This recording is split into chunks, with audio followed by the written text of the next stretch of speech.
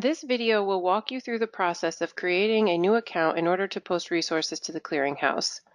Since the Clearinghouse is a curated source of produce safety and preventive controls for human food-related resources, a username and password are required before anyone can post a resource to the site. To start, click on the Create an Account hyperlink on the Clearinghouse landing page. Once you get to the New Account section, fill out the required spaces with the necessary information. You will first enter a username and password. You can choose to subscribe to the NECAFS newsletter and listserv by leaving these selections checked. You can also choose to include your profile in the Clearinghouse. What this means is that your name and contact information will appear as a resource on the Clearinghouse and will allow those searching to contact you with questions, collaboration, and other forms of communication. I'll show you an example of how this appears later in the video. If you do not want your name listed as a resource, then simply unselect this option. I will keep it selected since I will show you later how it appears. Proceed by completing your name, website, phone number, state, and affiliation. Next, you will select what specialty areas you have, whether that be preventive controls for human food, produce safety, or both. This is especially important if you are listing yourself as a resource publicly on the Clearinghouse. This will allow those searching to see what your areas of specialty include. Similarly, you can select what certification and qualifications you might hold.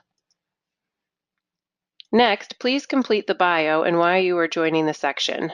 The bio section will appear on the Clearinghouse site if you choose to have yourself listed as a resource. The why you are joining section is important since it gives NECAFS a little bit more information when approving your request for a username and password. Finally, select that you are not a robot and click the Create New Account button. A request will be sent to NECAFS for approval. Once you have been approved to contribute materials, you'll receive a confirmation email.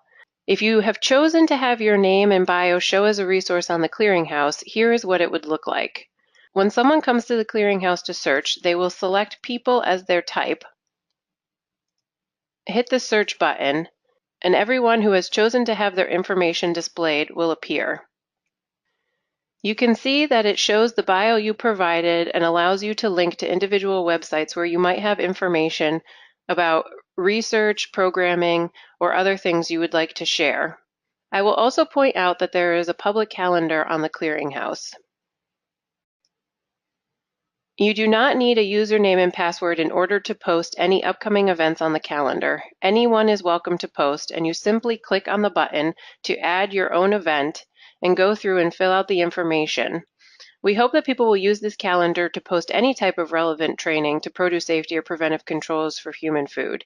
Not necessarily just national curriculum training, but rather any type of educational event that might be relevant to food safety in some way.